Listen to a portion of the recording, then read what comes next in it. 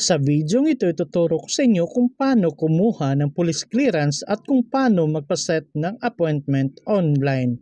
Kaya tara, samahan nyo ko at panoorin natin ang video na to. Pero bago yan, sa mga hindi pa nakasubscribe sa akin, kayo na ang bahala. So unang gagawin natin, punta lang tayo sa mga search engine na ginagamit natin, kagaya sa akin Google Chrome, at pagkatapos i-type lang natin ang PNP clearance. At pagkatapos hanapin at i-click lang natin tong police clearance. Itong may www.pnpclearance.ph. After that, mapupunta na tayo sa website ng police clearance system. At dahil sa wala pa tayong account, i-click lang natin ang register.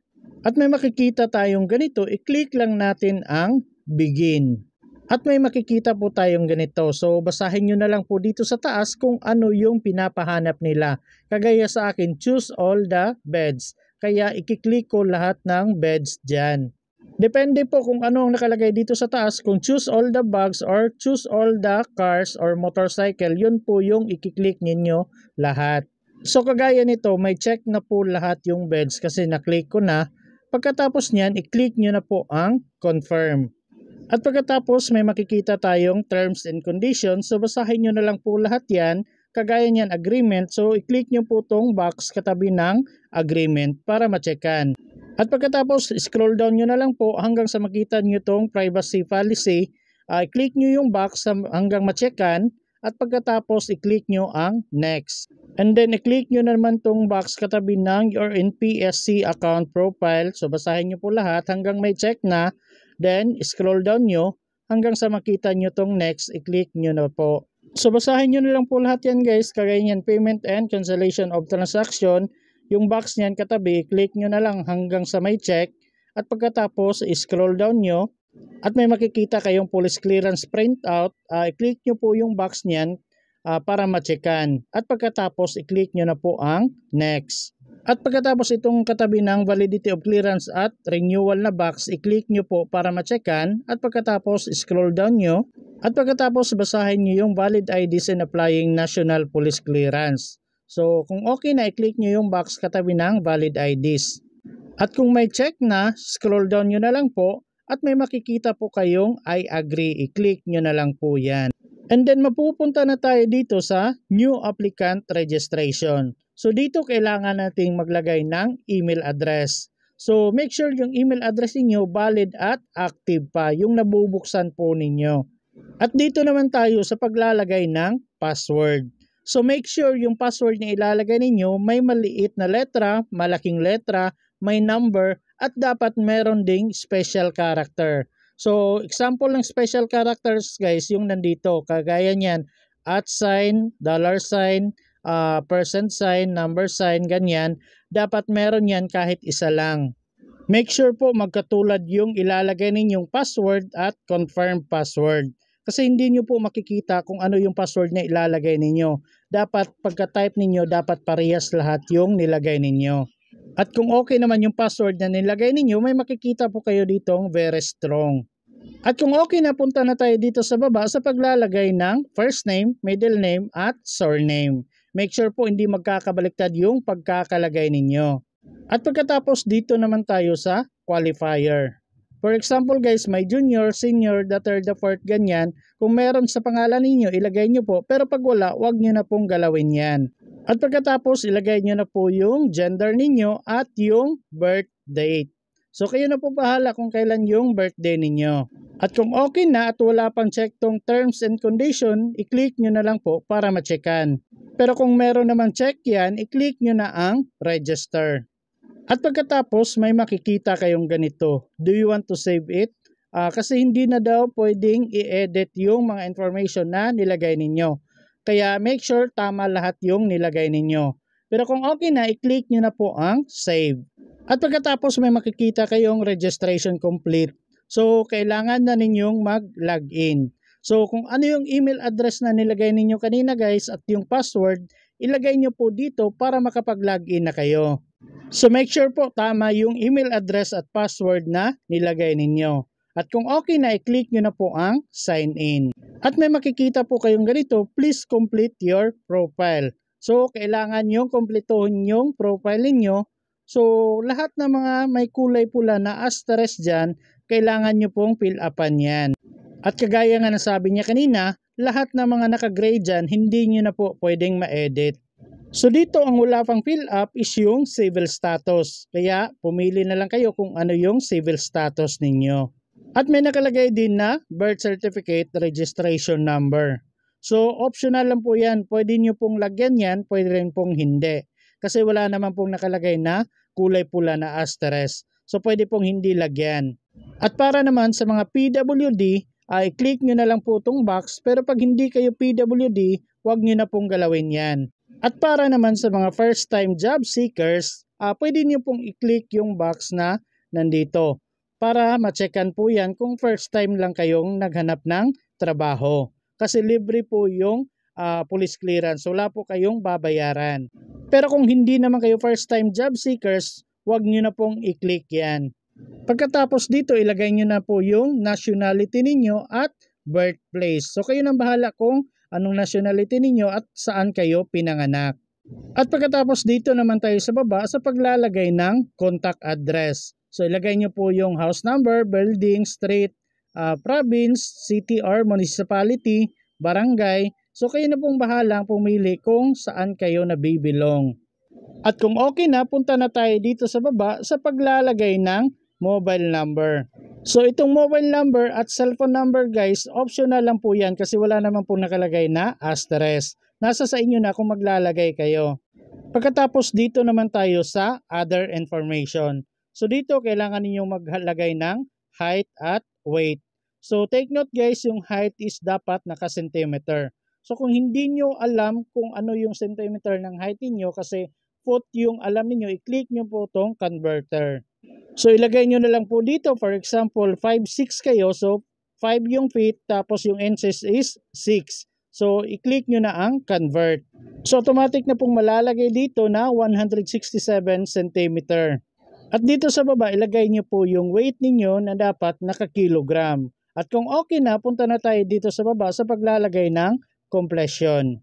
So dito kayo na pong bahalang pumili kung ano yung kulay ng balat ninyo, kung light ba, fair, medium, olive, or brown.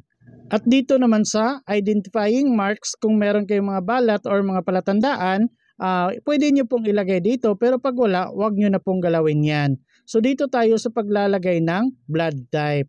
So dito kayo nang bahalang pumili kung ano yung blood type ninyo, kung A positive, A negative, B positive, B negative. Pero kung hindi nyo alam guys yung blood type ninyo, i-click nyo na lang po ang unknown. At dito sa baba, ilagay nyo na lang po yung religion ninyo, educational attainment, at occupation. So kayo nang bahalang maglagay dyan. At kung okay na, punta na tayo dito sa baba sa paglalagay ng family background. So kayo nang bahalang maglagay dyan ng father's given name, maiden name, surname. Kung may junior, senior, ilagay niyo po dito sa qualifier. At ilagay nyo na din po ang place of birth dito sa baba. At pagkatapos dito naman tayo sa paglalagay ng mother's maiden name. So take note guys, mother's maiden name, so pangalan ng mama ninyo nung dalaga pa. So ilagay nyo po yung given name, middle name, surname. Kung may qualifier, ilagay nyo po. At place of birth, ilagay nyo po dito sa baba. At kung okay na, punta na tayo dito sa baba sa paglalagay ng spouse name. So kung may asawa kayo, ilagay nyo po dito, pero pag wala, huwag nyo na pong galawin yan. At kung okay na lahat at na-double check na ninyo, i-click nyo na po ang Save Profile. At pagkatapos may makikita kayong ganito, Profile has been successfully updated. At dahil sa successful na yung pag-update natin, pero kung may gusto pa kayong i-update guys, i-click nyo na lang po ang Edit Profile. Pero kung okay naman lahat, punta na tayo sa ating purpose, ang pagkuha ng police clearance. Kaya i-click natin tong clearance application. At pagkatapos may makikita kayong ganito, maglo-loading ng kaunti.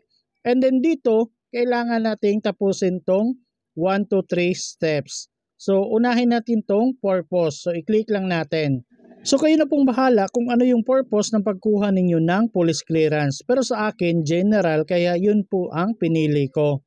So dito naman tayo sa pagpili ng police station. So make sure yung police station na pipiliin ninyo kung saan kayo pinakamalapit na police station. So i-type nyo na lang po dito ang police station na pinakamalapit sa inyong lugar. So i-type nyo na lang po dito para mas mabilis. At kung nakapili na kayo, kagaya sa akin, Tagum City kasi ito yung pinakamalapit dito sa amin. So punta na tayo dito sa baba sa pagpili ng schedule kung kailan kayo magpapa-appointment. So kung nakikita ninyo guys, AM at PM lang yung nakikita ninyo. Wala pong exact na oras. So pwede po kayong pumili kung hapon or umaga kayo pupunta. So kagaya sa akin, June 7, Friday ng hapon ako pupunta. Kaya yun po ang pinili ko. At kung okay na kayo sa schedule na napili ninyo, i-click nyo na po ang next. So dito, kailangan na ninyong mag-select ng payment option. So kung nakikita ninyo, Land Bank lang po yung nandyan. Wala pong mga e-wallets kagaya ng GCash, PMaya. So mag-proceed lang tayo, i-click lang natin tong Land Bank kasi mamaya pwede naman nating palitan yan. So i-click lang po natin tong Land Bank of the Philippines. So dito automatic pong malalagay yung amount na mababayaran ninyo. So kagaya sa akin 150 pesos. At pagkatapos kung okay na i-click na natin ang next. At pagkatapos may makikita tayong ganito. So scroll down lang natin at dito sa baba may makikita tayong save appointment. So yun po yung i-click natin. Wag po yung next na nandito sa baba. Kasi kapag yung next hindi tayo makaka-proceed, kailangan muna nating i-click yung save appointment. At pagkatapos may makikita tayong ganito. So basahin nyo na lang po lahat yan. Scroll down nyo na lang hanggang sa makita ninyo ang ganito dito sa baba. So sa mga naka-cellphone guys, ganito po yung makikita ninyo. So kapag ganito yung nakikita ninyo, i-scroll nyo na lang po pa kaliwa. So may makikita kayong pending, tapos may makikita kayong ganito. So kung ayaw nyo naman pong magbayad through Land Bank, so pwede kayong pumili ng ibang option. So i-click nyo po tong click here to pay more payment option. So ito pong kulay green. Ayan, i-click nyo po yan. At maglo-loading po yan ng kaunti, antayin nyo na lang at pagkatapos may makikita na kayong ganito. At dahil sa ayaw ninyong magbayad through Land Bank, so i-click nyo po tong payment mode. So dito hanapin nyo na lang po kung ano yung payment option na gusto ninyong gamitin. Pero sa akin GCash yung gagamitin ko kaya yun po yung hinanap at pinili ko. So napalitan na po yung Land Bank ng cash payment and GCash. So dito sa mode of payment. So dito naman tayo sa paglalagay ng CAPTCHA. So kung ano po yung nakikita niyo dito, dapat yun din po ang ilalagay dito. Kung maliit na letra, number, ganyan, dapat yun din po yung ilalagay. Pero kung hindi nyo naman mabasa ang mga nandito, pwede nyo pong i-click ang refresh CAPTCHA. So kagaya niya, napalitan na yung CAPTCHA ko at kaya kong nabasahin kaya nilagay ko na dito. At pagkatapos kung okay na lahat guys, i-click nyo na po itong box katabi ng I certify para ma-checkan. At pagkatapos i-click nyo na ang continue. And then may makikita kayong ganito, i-click nyo na lang po ang okay. At dahil sa e-wallets yung ginamit natin kanina, so pwede kayong pumili dito kung GCash, PayMaya, ShopeePay, or GrabPay yung gagamitin ninyo. Pero sa akin GCash yung gagamitin ko kaya yun po ang na-click ko. At dito sa baba, makikita nyo na po ang payment details. So, yung order number, nandito yung pangalan ninyo, product description, tapos kung magkano yung amount na mababayaran ninyo, nandito na rin. Pero may convenience fee po siya na 30 pesos kung GCash yung gagamitin ninyo.